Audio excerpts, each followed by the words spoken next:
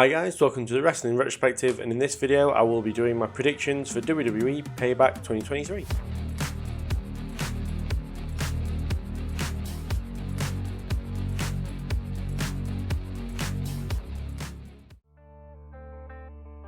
So first up we have Rey Mysterio defending the United States Championship against Austin Theory.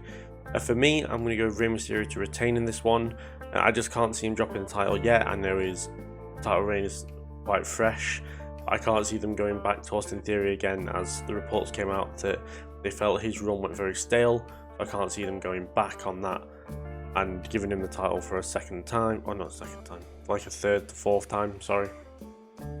I can also see Santos Escobar or even Legado del Fantasma as a whole turning on Rey Mysterio at some point, maybe near a Survivor Series, and give them a marquee match. And because for me, though they're saying they're fine with Mysterio taking the match, once Santos Escobar is fully fit again, I feel like they might do the turn.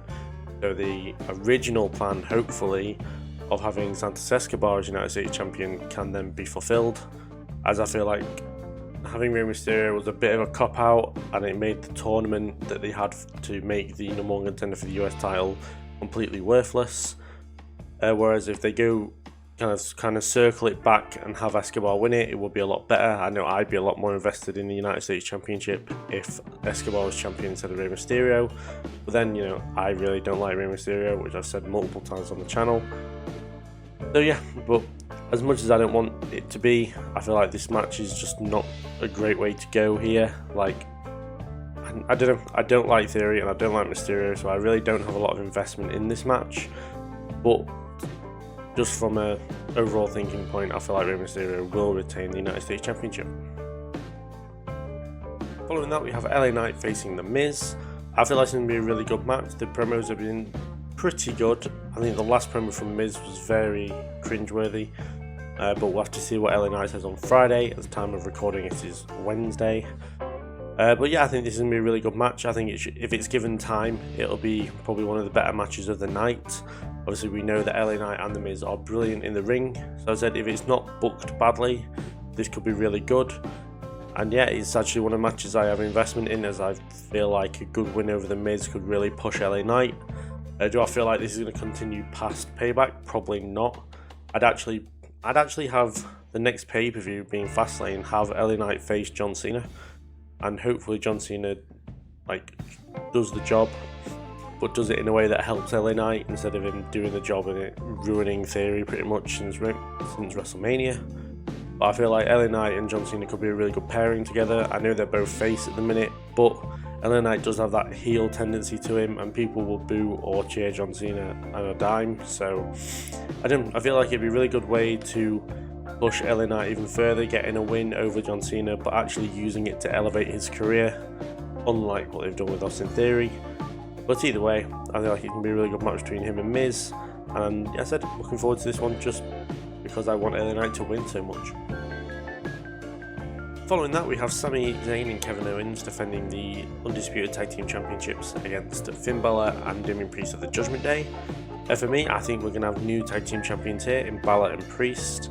If it had been a singles match, just completely usual, I probably would have gone with Sami and Kevin and some kind of screwy DQ finish. But with it being a street fight, there's what's the word I'm looking for here? There's opportunities for Judgment Day members like Dominic and Rhea and JD McDonough to be able to get involved and cost Zayn and Owens the match. I'm sure there'll be people around ringside such as Cody Rhodes and others to probably help on the side of Zayn and Owens. But with how much they've not been getting on, it would actually make sense WWE wise to have them as tag team champions, as they love their good old saying, how will they coexist? I know they've been in a team for over a year now, maybe even nearly 2 years. I can't help but feel like this is the way they're going to go. I feel like they need to put some legitimacy back onto the tag team championships that Kevin and Sami just simply haven't done. They haven't enjoyed their reign. I feel like it's gone incredibly stale. To have Priest and Balor win them, and we know that Judgment Day are on Raw constantly throughout the night, so they get put on TV more than they have been with Sami and Kevin. Especially if Sami and Kevin haven't been coming out with the titles at points either, especially Sammy. So I think for me, I would have Balor and Priest win the titles, legitimize them a bit more, and then have maybe a team like Alpha Academy or Imperium, even the New Day, come in and win the titles and give them a proper push that the tag team titles truly deserve, as WWE's tag division is very good, but the tag titles have been incredibly underutilized and haven't been made as legitimate as they should be. Following that, we have Rhea Ripley defending the Women's World Championship against Raquel Rodriguez. For me, I feel like this is the biggest jeopardy the Women's World title has been in since Rhea won it at WrestleMania. But on the contrary to that, I've got Rhea to win 100%. I feel like there's a lot riding on her championship reign, especially with the Judgment Day. She's kind of the peacemaker with them. And we've also got the case of them kind of falling apart, so at least she's the one consistent that we have. She's definitely the most over in the Judgment Day, and keeping her and Dom together is key here, and I feel like having them both as champion is also key. And yeah, I just can't see Rhea losing it anytime soon. I know that Bianca's only recently finished a really long reign, but I can also see Rhea going on a really long reign with the championship. And I just feel like there's no threat to her championship, and I know I just feel like there's no one on the Raw Women's roster that can defeat her. I know that Raquel is supposed to be like the closest thing to it, but the build, in my opinion, hasn't been all that good. I know that Raquel's been injured, whether that's a work or a shoot, I have no idea. But for me, Rhea's nowhere near winning here. Maybe for Fastlane or just next up as opponent, she'll have Liv Morgan, as Liv will come back from her injury. But other than that, I can't see anyone else apart from Raquel and Liv feuding with her. So I feel like there definitely needs to be a overhaul as far as championship contenders go. I know that there's Becky Lynch coming out of the feud with Trish Stratus. There's possibly Shayna Baszler as well, but I don't know. I feel like there's really no threat to Rhea's championship reign on the roster at the minute, which is a shame. But I'm very happy as I'm such a big fan of Rhea Ripley. So as I said, it should be a half decent match, having the two powerhouses of the women's division go at it, but it's Rhea Ripley to retain here for me. Next up, we have the steel cage match between Trish Stratus and Becky Lynch. For me, I'm going to go with Becky Lynch to win in this one. I know she got the win over Zoe Stark last night on Raw. Well, not last night, Monday night on Raw. But I think this is going to be coming to the end of Trish's run. She might have maybe a small feud against Zoe Stark that gets her to Fastlane. But past that, I can't see her doing anything else, and they're going back to kind of not being around pretty much. And I think the feud's been decent. The fact it's been building from all them months ago, like way before SummerSlam even. Like the first match there was at Night of Champions, and it just has been dragged and dragged and dragged on. This feud should have been over at SummerSlam, but you know, they didn't put it on the card. They decided to put it on here instead. The steel cage element is good, in my opinion, especially if Trish has never been in a steel cage, and I can't remember the last time Becky was in a steel cage. I think like the earliest comes to 2016, but I feel like she definitely would have before then. But either way, I feel like though Trish has lack of experience inside steel cage, she did really well in the Money in the Bank ladder match that she had been in before, and I feel like this is going to be something similar. I feel like there's going to be a communication breakdown between Trish and Zoe Stark, and I can't see Trish going away without turning face again and thanking all the crowd and stuff like that. So for me, I feel like Trish is going to turn on Zoe Stark here.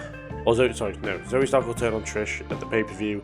They'll have a feud to Fastlane, and then that'll be it for Trish. She'll probably be gone for a while, whereas Becky can maybe go on to bigger and better things. Maybe even a world title feud with Rhea Ripley. I know there's been teasers of her and Shayna Baszler, so either way, I feel like Becky's definitely going to have something to do on TV once this feud is over. But yeah, as I said, looking forward to this one and Becky Lynch to get the win here. And finally, in what I assume will be the main event or possibly the opening match, I'm not sure, we have Seth Rollins defending the World Heavyweight Championship against Shinsuke Nakamura. For me, I think this has been a pretty meh feud. I know that Nakamura has had the upper hand throughout the whole feud itself, therefore that's why I'm going for Rollins to retain here, just because Nakamura has had the upper hand on Rollins the whole time, and it just makes sense for the babyface to come through and get the win in the end. Whether they continue this onto Fastlane, I have no idea. It kind of makes sense to, in my opinion, just while we build up other people to get to the main event status, especially someone like Gunther, who's possibly dropping the IC title soon. I'm not sure. I don't think it's going to be to Gable on next week's Raw, but it might be soon, and then he can go into a world title feud with Seth Rollins. But yeah, I've not really got much else to say on this one, apart from just how good of a match it hopefully will be if they're given time and it's booked right. They should have a really good match. Obviously, Nakamura is one of the best Japanese wrestlers in the world. Seth Rollins is one of the best wrestlers in the world as well, so they should have a match of the night, but I do worry that it will be overbooked to a point. And of course, last time Nakamura was in a world title match as a heel, he decided that he just likes hitting people in the dick, so I'm really hoping that isn't the case here and they put on a real barn burner of a match. But I have my reservations about it, unfortunately, just because of how WWE's been recently on Raw. Has been such a tough watch. But as I said, Seth Rollins here to retain the World Heavyweight Championship. So those are my predictions for Payback 2023.